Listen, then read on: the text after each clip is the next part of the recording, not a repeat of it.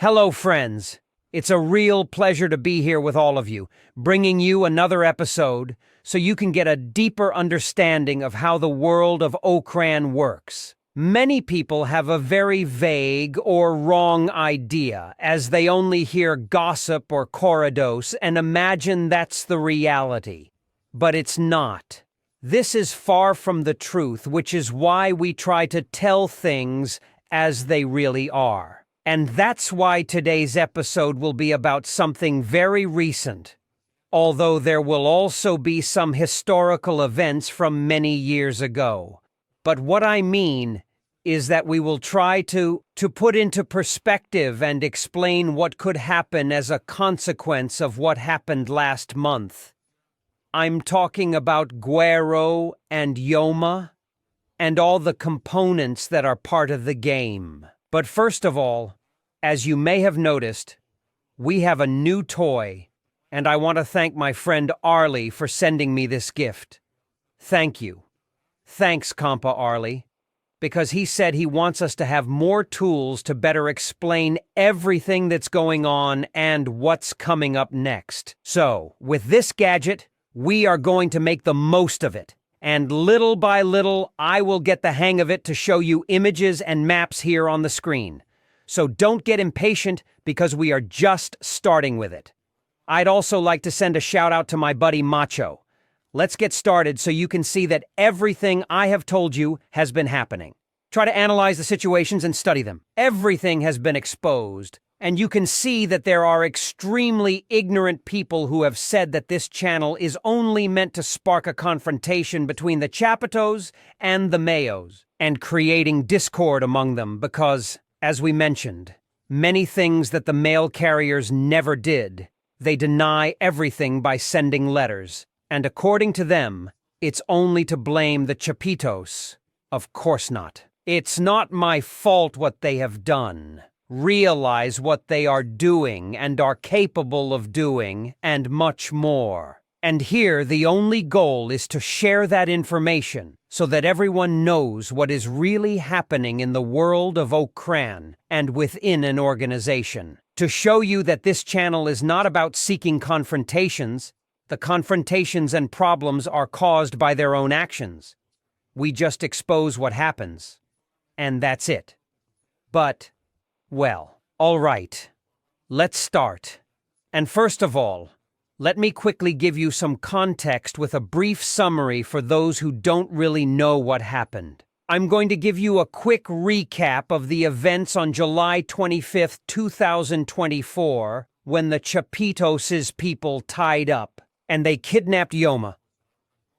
And they also tied up yoMa's bodyguards. And if that wasn't enough, they also tied up the politician Hector Melesio Quen and resigned him that same day. They beat up yoMa and put him on a plane where Joaquin JR was on board. That's how they took him tied up to the United States to hand him over to the government as a gift. And Joaquin voluntarily surrendered to the U.S. government after many rounds of negotiations. But what happened to yoMa's bodyguards, Commander Chades and Commander Chayo? Well, they were being treated, extracting all sorts of information, locations, and names of people who cooperate with yoMa's faction, thereby obtaining very valuable information about this organization. But who is Chades? Rodolfo Chades was a commander of the judicial police in the 90s, a man of his word and respect, very honest and helpful, an exemplary person for those in that environment. He was practically yoMa's shadow. He was always by the boss's side, always ready for whatever was needed, acting as a personal bodyguard. The boss trusted him so much that he was the one who gave the medicines whenever yoMa needed them. That, among many other responsibilities. And Jose Rosario Eras, better known as Chayo, was a commander of the ministerial police in the state of Sinaloa. He was on leave because he had some issues with people from Culiacan, and to avoid being resigned, he went to the areas of El Salado, and there he served as a bodyguard for the boss. But there were more people, not just the two of them, and the others were only told to stay alert, providing security outside the huertos. Therefore, they did not enter the Huertos del Pedregal, and surely saw the convoy leave from the Huertos del Pedregal. But since they didn't receive any orders, they couldn't imagine what was happening. Now there's a saying that goes, if you want peace, prepare for war. It's the most faithful translation of the Latin phrase, but in the English version, many say it as, if you don't want war, prepare for it. And this is an absolute truth, said by the Roman Publio Flavio Vegesio Renato. Well, this is where yoMa failed. Because what he wanted was peace, and he never prepared as he should have for the war. This event will go down in history, because imagine, the Chaparritos betrayed the man who they thought would never see prison, the living legend. They deceived the most experienced person in this field, who had over 50 years of experience. They did what neither the Arellanos, the Zetas, nor the Beltran Leyva could do. Not a single rival organization, nor any enemy because they were enemies. But these ones pretended to be friends, betraying the boss's trust to carry out their plan. Not even 9 governments, meaning 9 6-year terms, could do it. This plan was worthy of strategists, and don't get confused about what I'm talking about here. I'm talking about the plan, not the action, because, well, anyone can commit a betrayal like that if your friend or acquaintance trusts you. Well, anyone can betray. Because obviously a person won't expect an attack from their supposed friends or acquaintances, and they realize it's the same thing I've been telling them episode after episode. In this business, it's all about betrayal and convenience. Everyone looks out for themselves and fends for themselves. The way you have to think is, right now you're useful to me, tomorrow you're not. Right now I support you, tomorrow I mess you up. That's how it is. I don't know if you remember, but in one of the previous episodes, I told you I was going to tell you about the Chaparritos' plan to make resign yoMa, and how to deal with the yoMa people too. And well, what better than to say it in this episode, so you understand, since when the Chaparritos had the plan to take yoMa out of the game. That's when Ivan confronted his dad, asking why he wasn't doing anything when it was obvious yoMa was behind everything because he had defended the Chino, and how could the Chinese guy not do it if, despite the evidence, they didn't accept El Chino's resignation? He demanded his father take action and said, "This is too much. They'll laugh at us in our faces. You need to call your compadre and give him the resignation to end this. They'll come after you or us for letting him be." And Pocha told him, "We shouldn't mess up things with Cocina. Let's wait a bit, sometime, and we'll see how to get rid of that cholo," referring to El Chino Antrax. The meeting I'm talking about was held to discuss El Chino's resignation. And no matter how much we think about it, the one behind this circus is M. We don't believe there's anyone else. That could convince Bravo because that old guy is really smart. And all this must be to fix Vicente's problems. Do you remember when Vicente asked if it was okay to talk about us to the Americans? The truth is, we got very mad and told him off. But my dad told him he could talk about him. And the licenciado said, "Yes, I know." And Archibaldo replied, "But listen, my old man is one thing. He was already deep in it. But not us. We're sure, of course, that he already threw us under the bus, and the permission he asked for was just to cover himself, but he had already done it. And we want to be clear with you. We want your help because we want to resign M, but we need your assistance since we don't really know this area well and you come more often to see that old dude." "Yes or no, bro," said Arcivaldo to Alfredo. And Alfredo said, yes, or aren't you with us? Alfredo's asked Licenciado. We need to do this now because since my dad is not here, it'll be much easier for him to get rid of us. And you know we won't stop. With us, he is going to get you and Minnie too. And we've more or less got the plan figured out, but we need you to listen and tell us what you think. And the licenciado said, look guys, what you're talking about is really serious, and it's not a game. Why don't you tell your dad what you think and see what he has to say? Tell him your doubts, your suspicions about Mr. Mayo, and don't get yourselves into trouble, just for assuming things because they might be wrong. Imagine trying something that big and it all turns out to be a mistake. That's really serious.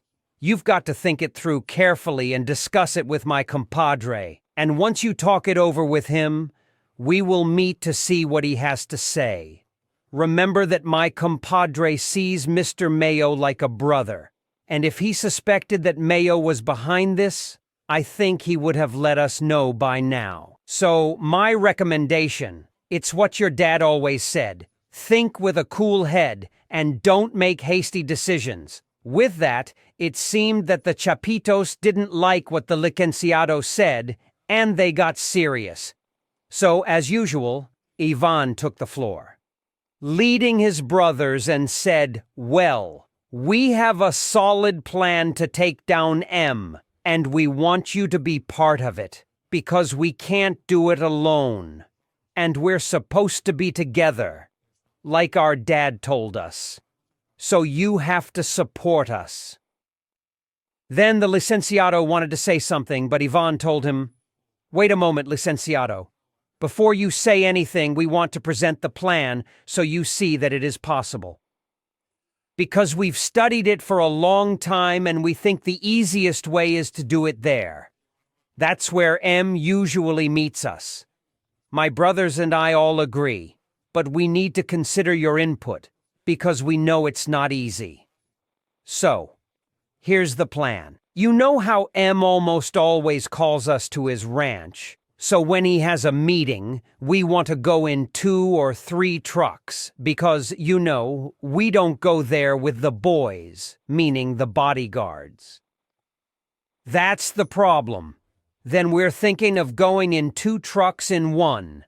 My brother and I will go referring to Alfredo, and in another truck, Joaquin and Ovidio. But we're thinking, won't it look weird if we go in 3 trucks? Maybe we can make it look like one of us is somewhere else and get more guys involved. The point is that you two, if you could go in 2 trucks, or if not, it's okay in 1 as you always do, but the important thing here is that we want to put boys in the back seats and in the bed of the truck. Everyone hidden as much as possible, lying down in the truck bed, and we'd throw a black tarp over them so they can't be seen in case any lookouts might spot the truck beds. We tested it, and we can fit between 7 and 8 guys lying down in each truck, and then we get him. Who's going to tell us anything? Nobody, because we're going to tell everyone that it happened because he snitched, that he set up my dad. What do you think about that? And the licenciado gave a long sigh and said, Ivan, what you're proposing is madness. If my compadre got wind of something like this, I think he'd even have a heart attack. How can you want to do such a thing? Do you really not know who Mayo is? Have you stopped to analyze how many allies he have and the entire government he controls? But Ivan, just think in Chuitoño, you know he doesn't want us. At that very moment, he'll throw the state, ministerial, and municipal police at us. What are you going to do with the entire government against you? You'll never be able to fight against the state government. That will be your main problem, Chuitoño. In 2 weeks, he will kick us out of Culiacan without lifting a finger. That's where Ivan comes in. And he said we already have that covered. We also have identified the ones who provide money to them. And we also have a plan for that same night to send for them. For Mauricio, the Limon brothers and Enrique's brothers, referring to Cesar Gastelum's brothers, and Chuy Toño. We also need to resign him. We'll catch him in the small apartments in Las Quintas. Work. For example, I will later tell you about the plan to get rid of El Chino Antrax and the plan to remove Chomen from Jalisco. They're fierce, but that will come up in other episodes. But all right, friends, let's move on now to the next topic. Regarding what is happening in Sinaloa with the conflict between the Chapiza and the people of the Sombrero. First of all, it's already confirmed that the four brothers are involved in the yoMa incident. For those who say it wasn't like that yoMa surrendered, no, it's 100% confirmed. And don't pay attention to the version that only Ovidio and Joaquin carried this out.